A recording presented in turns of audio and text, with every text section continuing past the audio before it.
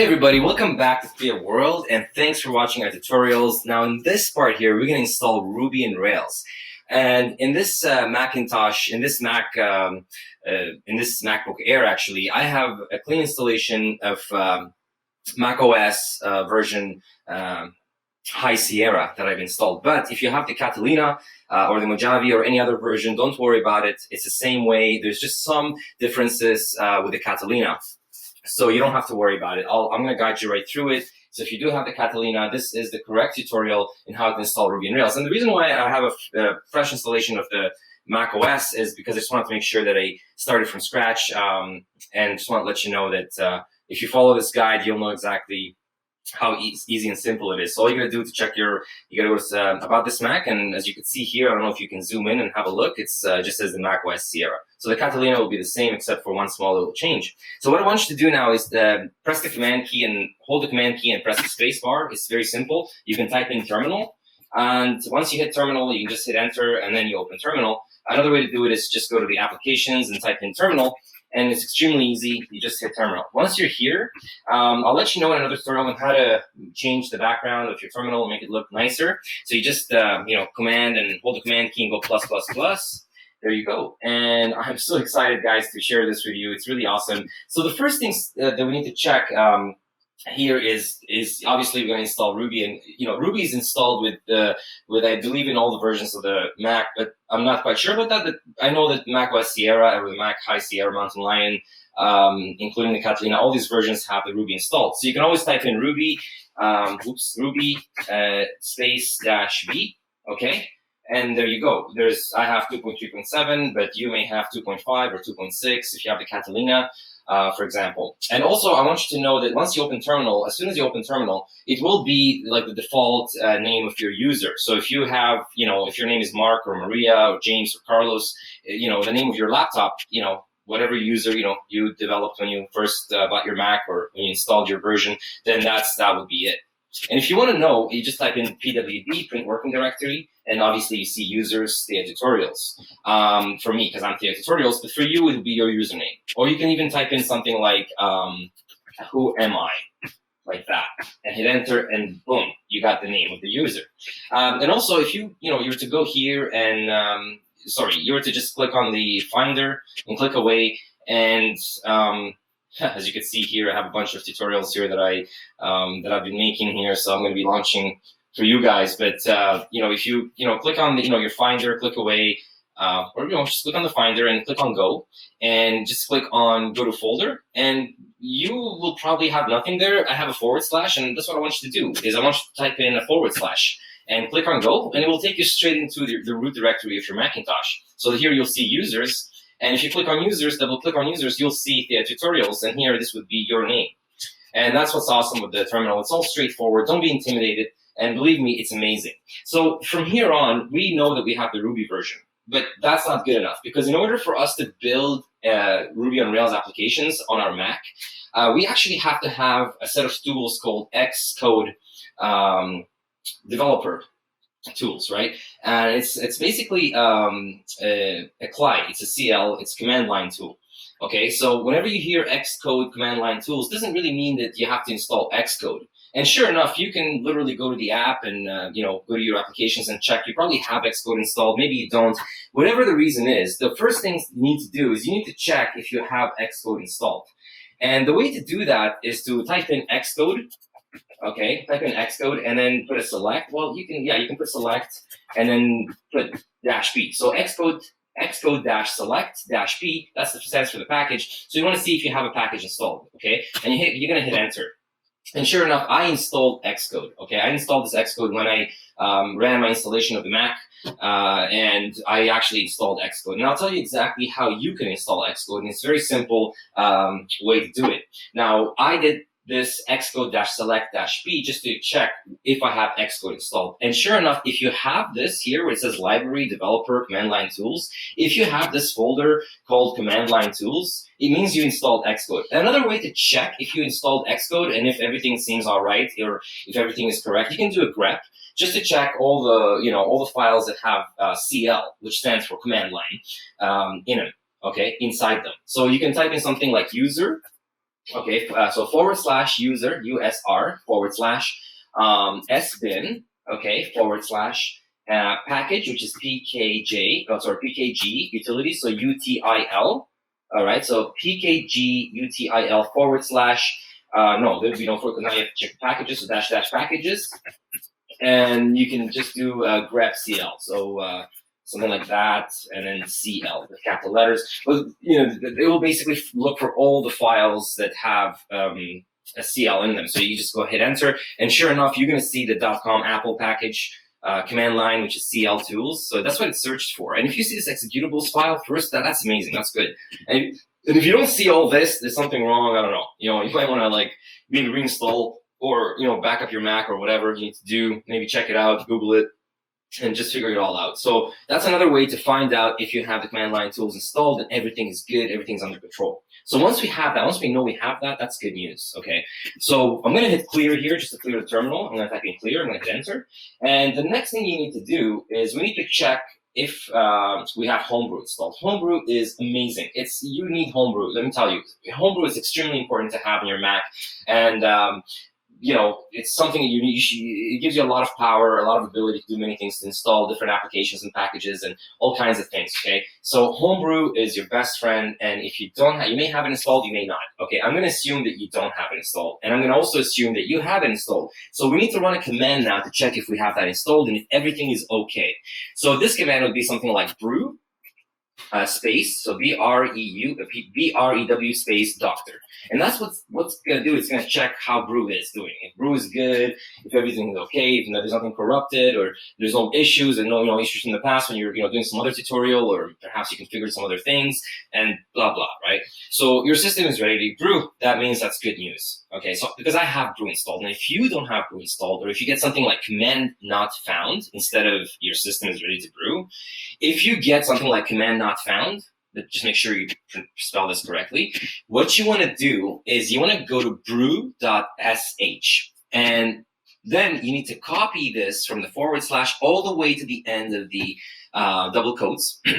Copy that, okay? So do the command C to copy, and what this is going to do is and then you want to come here, back to the terminal, and this is basically going to install brew right from the master branch in GitHub, which is great, okay? So we're gonna just click right here, we're gonna paste it in. That's if you don't have brew installed. And if you don't have brew installed and you hit enter right now, it's gonna install it for you. I'm not, because I already have brew. So after you do the installation, it may take some time, I don't know how long, just be patient. After you do the installation of brew, the next thing we need to do is we need to install Ruby versions. But in order to install Ruby versions, in order to be able to play around, because you may have an app built with Ruby 2.5, in the future you may work on an app that's built with Ruby 2.3, or whatever it is. So you want to have the ability to switch from different Ruby versions, and you may also have RVM installed. You may have RVM installed and something went wrong, and now you want to do reinstall Ruby again. You want to fix things up, and you can't even remember that you have RVM installed. And RVM is a Ruby version manager. Okay, and that's what Rbenv is. This is what I want to do. I want to install Rbenv. Rbenv allows you and gives you the ability to switch different Ruby versions on the fly. So if you want to change the Ruby version, you can just set it. You can just install Ruby 2.8 or Ruby 2.6 or Ruby whatever, and you can just, change the Ruby version and work on the app, on your Rails application. So there's two types of Ruby version managers, okay? There's the Rbenv, RBENV, and then there's also RVM. You don't want to have both installed at the same time. There's going to be a conflict, big conflict. You're going to have issues. And believe me, if you want to switch from RVM to Rbenv, you better uninstall RVM properly. And you better know how you installed it. So you want to just make sure you Google that properly. You go to Stack Overflow, whatever documentation you need to figure out how to remove RVM in order to work with Rbenv. Okay, so I'm going to assume now that you don't have RVM installed, and I'm going to assume also that you want to install Rbenv because obviously you're a Rails developer, or you want to work with Rails, and you want to be able to switch different Ruby versions. So in order to install Rbenv, we're going to use Homebrew, and that's why we need to know that Homebrew is installed and all good. All right, so we're going to perform a couple of commands now to install Rbenv, and I want you to go to this URL right here, or you can even just Google it. If you were to go to Google and you were to type in Rbenv the way I did here, you're going to get the first result, which is rbenv/rbenv in GitHub. And you want to click on that link. And what you're going to see is, in case you're curious and you want to figure it all out and see exactly how things are, going, you can just come here and see, like, and obviously this may look all like, wow, what is that? Like, this is a bunch of whatever. But I'll explain to you while we're making the installation why this is all so important. And it's, look, here it says brew install rbenv. It says rbenv initialize. There's a bunch of things important things that you need to sort of like refer to in case you're curious, or in case you want to remove it in the future, or to figure it all out, and there's no need really to go through all this documentation. It really isn't. But this is just to, like, it tells you how powerful and awesome it is to be able to go back and dig in, to dig deep down and figure it all out if you have to, and you can. Now, so what I'm going to do now is I'm basically going to follow a couple of commands from here, and I'm going to come back to terminal, and we're going to use brew to install rbenv, and so we're going to run this command. And before we run any command with brew, it's a very good habit to make sure that you always do a brew update, because that's super important. Always remember it. When you use brew, always do a brew update, okay? Brew update. So I'm going to run this command right here. So I assume you installed brew now. And once you have that command run, it's going to just do some updates, maybe some packages, perhaps. It's not going to do anything. And here we have, it's done some updates. Image magic, maybe not. Is it there? It's not. Okay, so these are some other actions. That's fine. You're good to go. Okay, everything is under control. You're good to go. So once you do the brew update, you want to do a brew install rbenv. Okay, and you also want to use Ruby build, because if you come back to rbenv, Ruby dash build. So here, like, I'm not going to go through this one by one, but literally all you need to do is run brew install rbenv and Ruby build. So that way, brew upgrade rbenv. So I'm going to do that. Okay, so I'm going to add Ruby build into this command, brew install rbenv Ruby build. And I'm going to use this command on top of that, Ruby dash build. It's important. Okay, that's the best way to install it. So brew install rbenv. Okay, so and then space Ruby build, Ruby dash build. Okay, so brew install rbenv space Ruby dash build. If you do that, it's going to install rbenv for you. Okay, and that's what brew is going to do. And the thing though is that once you do that, and it clearly, so over here, I've already installed in the past, and I removed rbenv, but obviously I haven't removed the. Yeah, look, you may see something different, but and I may see something different because I was experimenting earlier. But that command there, is good to go. Now I'm gonna just hang on for a minute. Hang on a second. Earlier, I'm gonna backtrack for a second. Okay, I'm gonna backtrack for a second, just a minute. Okay. What I want to do is, earlier with the command line tools, I don't know, I have a feeling I missed something. If you don't have command line tools installed, I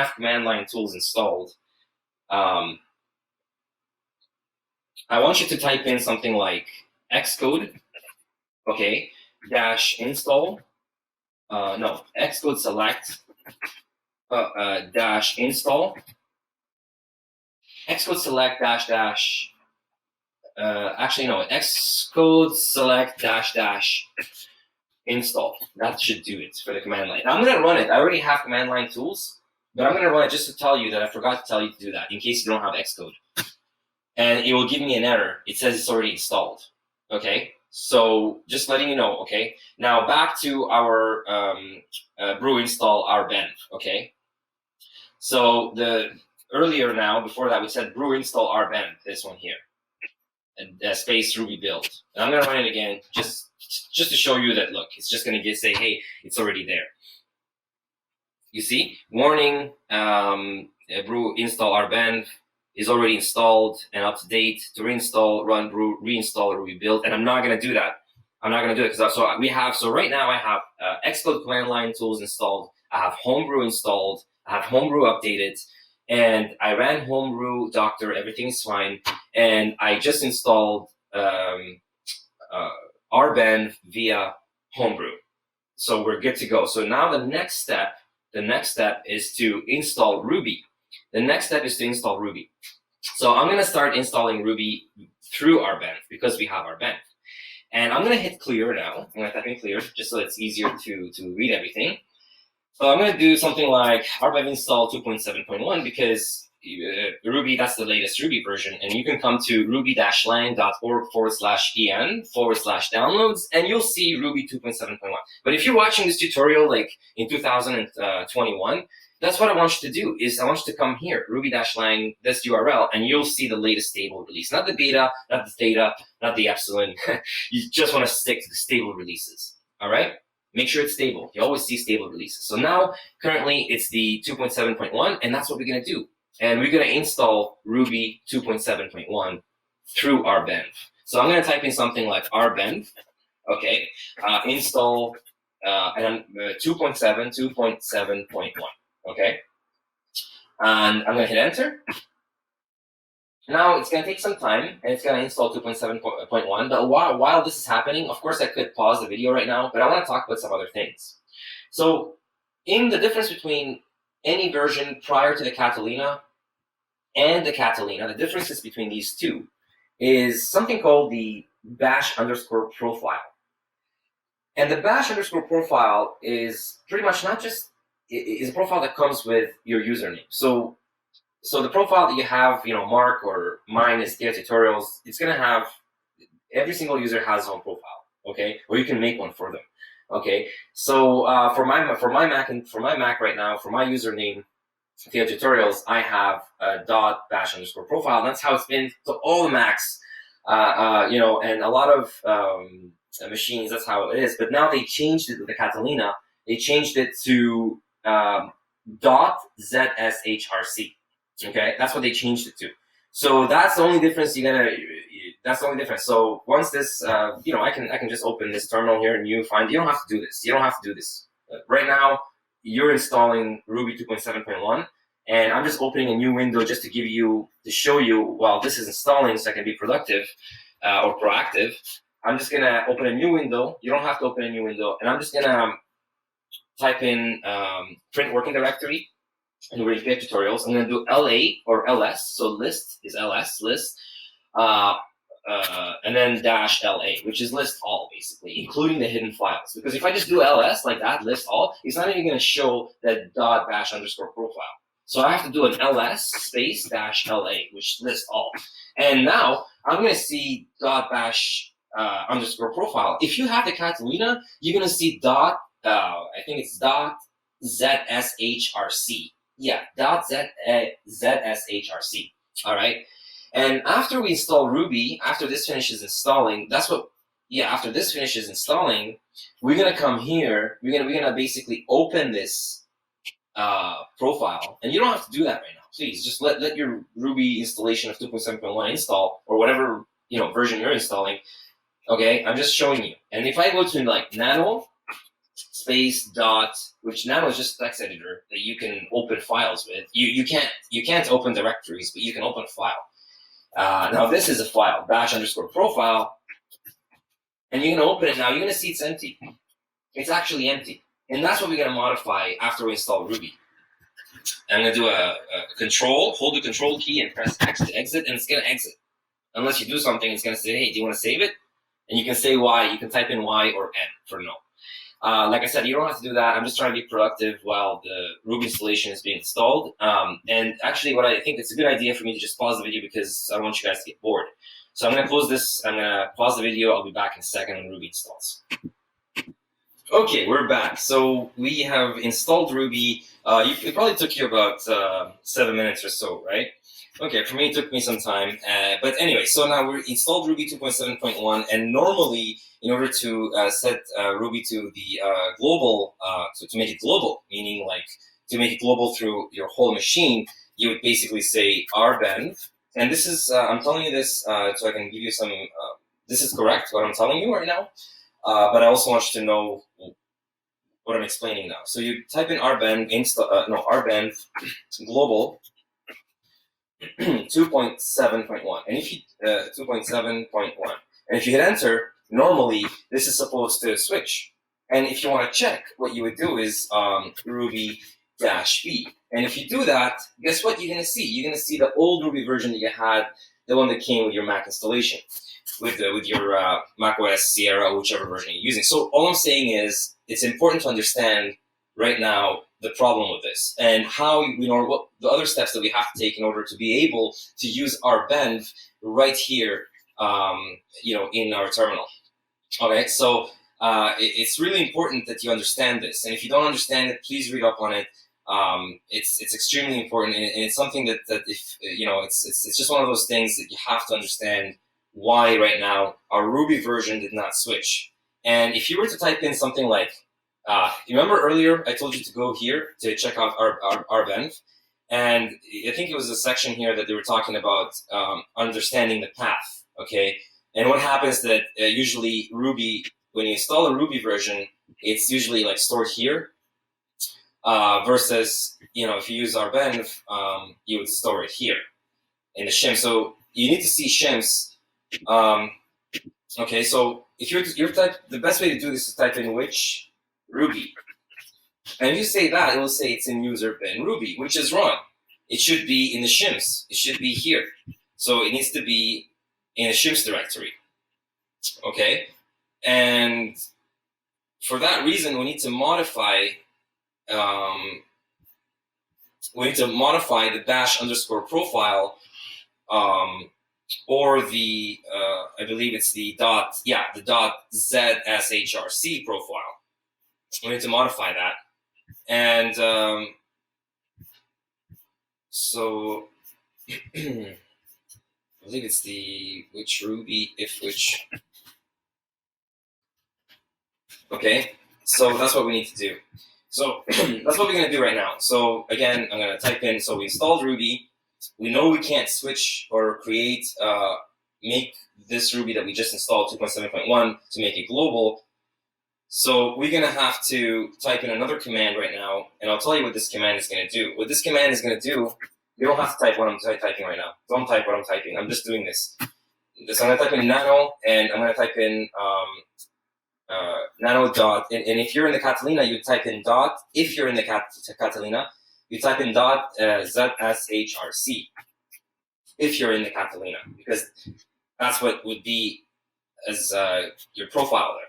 It wouldn't be the bash. It would not be the bash underscore profile. Okay, so for now, because I'm on the high Sierra, I will type in bash underscore profile, and that's going to open the file. And as you can see now, it's empty. So I'm going to go to Control X. And I'm going to quit, and I want you to run this command, which is going to write a line of code that's going to load. Basically, it's going to run Rbenv in the terminal. Okay, so that we can be able to switch and run commands to Rbenv. All right, so I'm going to type in echo. So echo followed by two single quotes, and in the middle, I'm going to type in if which. So if which Rbenv, and the greater than sign followed by space followed by /dev /null, and followed by a semicolon, space, then eval, space followed by two double-quoted colons, so shift with the two double-quoted colons. Again, you go in the middle of them, in between them, and you type in the $sign. Whoopsie, type in the $sign with an open close bracket. Go in the middle, and in there you're gonna type Rbenv space init to initialize it, space dash, and you're just gonna bring your cursor back out, okay? And after that double colon, the end of the double colon, you're gonna put a semicolon and a space and put 5, okay? And basically, what you want to do after that is you want to make sure that, so you type in the two greater than signs followed by a space. Okay, so after the single colon here, you put a space, two greater than signs followed by a space again, and you want to put the infinity sign, which is the shift, and then, well, the key under your escape key on the Mac, the key under the escape key, you hold the shift key and you press that key, and you get the infinity sign followed by / followed by the dot bash underscore profile, and if you're on the Catelina, you would type in .zshrc. You got it? So that's all you're gonna do. And once you hit enter, it's gonna basically run. It's gonna write this command here: if which rbenv. It's gonna basically run this command there. Okay, it's gonna write it there. It's gonna write it in that file that we opened earlier. And so now if you go to, now you can do this. You can follow what I'm doing. And I hope you followed this here. All right. And if you, again, if you're on the Catelina and you did the bash underscore profile, I suggest you delete this underscore bash profile and you do it correctly on the zshrc profile. So right now, if you type in nano, the text editor, followed by space, followed by bash, dot dash underscore profile, you're going to notice that it's been written. So this is going to allow us to be able to switch the Rbenv, through the Rbenv to switch Ruby versions and set it to global. Okay, so I'm going to do a Control X, and I'm going to exit from there. So now, if you were to do like Ruby space global, no, sorry, Rbenv space global space 2.7.1, and in your case, if you're watching this a year from now, it's June 14th, 2020. But if you're watching this, a year from now, this may be you may be working with Ruby 2.8. So I'm just showing you the way of how we do this the right way. So if you did this again, guess what's going to happen? Nothing. Again, nothing. Even though we did the correct thing, nothing will happen. Because if you did Ruby now, Ruby-V, you would expect that the Ruby version would be 2.7.1. But it's not, because we missed one more step. And it's important to understand that every time you do something like that, you need to reload the bash underscore profile, or you need to reload the zshrc. You have to reload it. And how do you reload it? You reload it by typing in source with a space, followed by the infinity sign, wherever you are, just to do that, followed by a forward space with a dot, and bash underscore profile. And at the same time, if you're in the Catelina, you would use the .zshrc. And if I did that, I'm going to reload it. And now, guess what? Now, if I was to type in something like Ruby, followed by a space -v, you're going to notice that we have 2.7.1.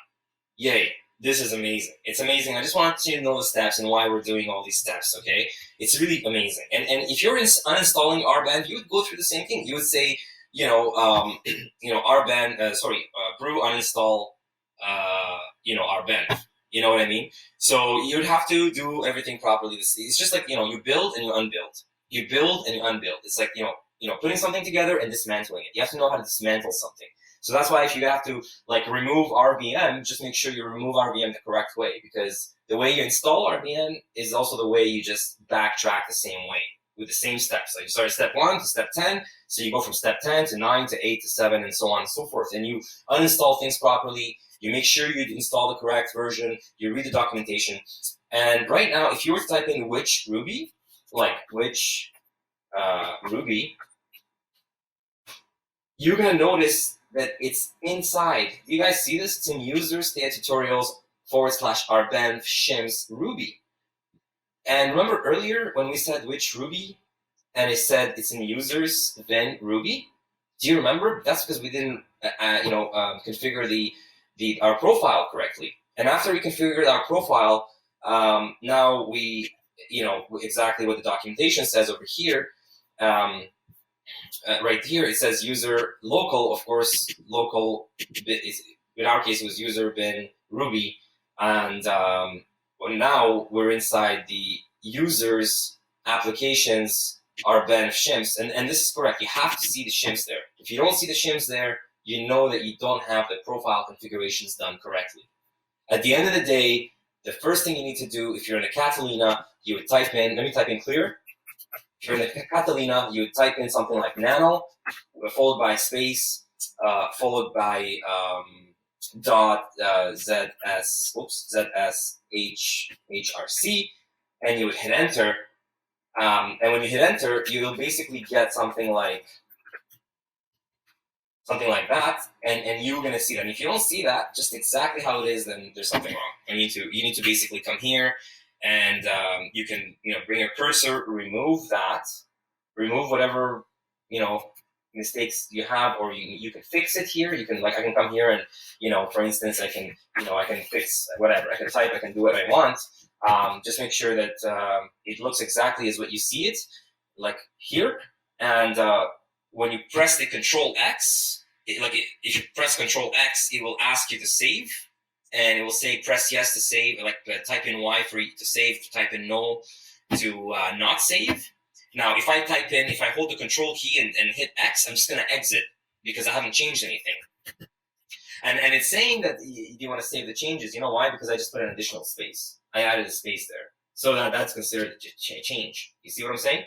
So obviously I'm going to say no because I don't need to change that. But another way to read the bash_profile is type in cat dot bash_profile. That's what you can do, so you can read it. And that's what you see. That's what's in the file. That's what's in the file, and it's just reading what's in the file.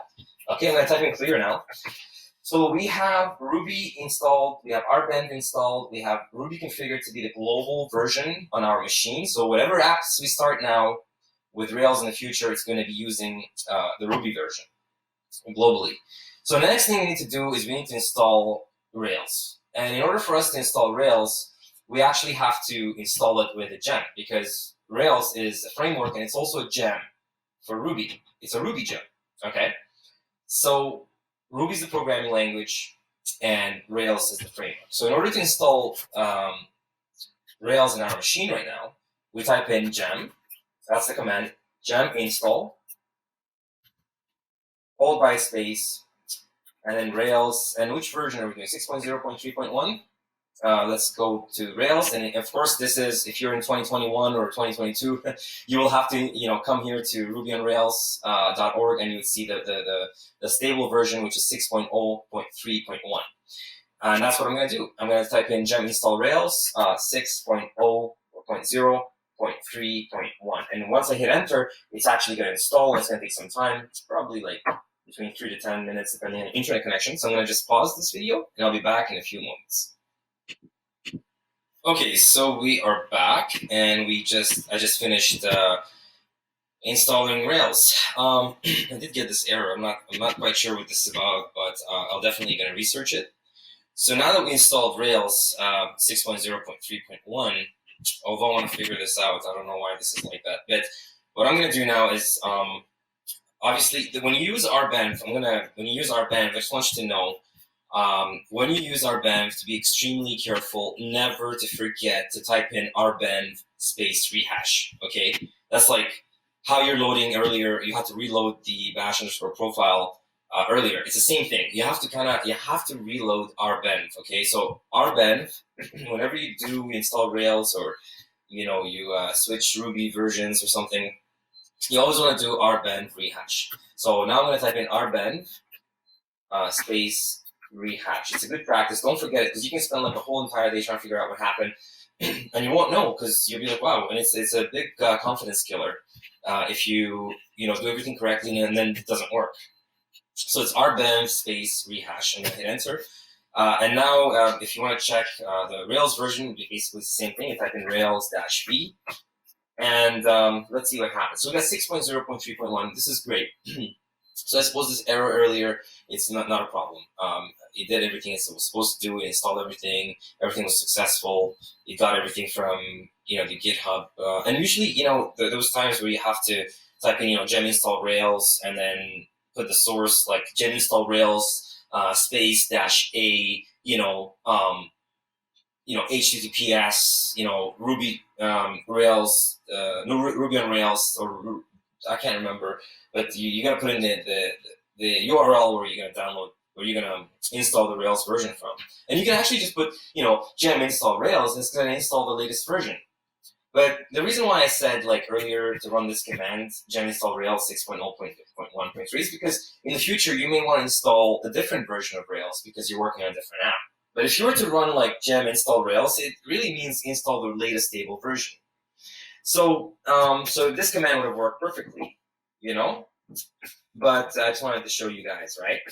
So now we have Ruby installed, we have Rails installed. Why? Why? Because initially we started off with checking if we have Xcode command line tools, the Xcode Client, and we found out that I had already installed them. And if you don't have them installed, what you're gonna do is you're gonna run, Xcode dash select space dash dash install, and it's gonna install them for you, and it's gonna give you a pop-up, and that pop-up you're gonna say, okay, I agree, and it's gonna install them, and then 5 minutes later everything is good to go, and then you just type in something like Xcode dash install space dash b to find the package, and you should see the package, and you can do a grep like earlier in the tutorial, and you'll see that there's the files there, all the packages, and So next we know that we had to have Homebrew in order to install Rbenv, because Homebrew is like a hand in glove with a Mac. Okay, so with a Mac operating system, Mac OS. So Homebrew, and then after you install Homebrew, you do a brew doctor, make sure everything is right. You do a brew update, and then you move on to the next step of installing Rbenv via Homebrew.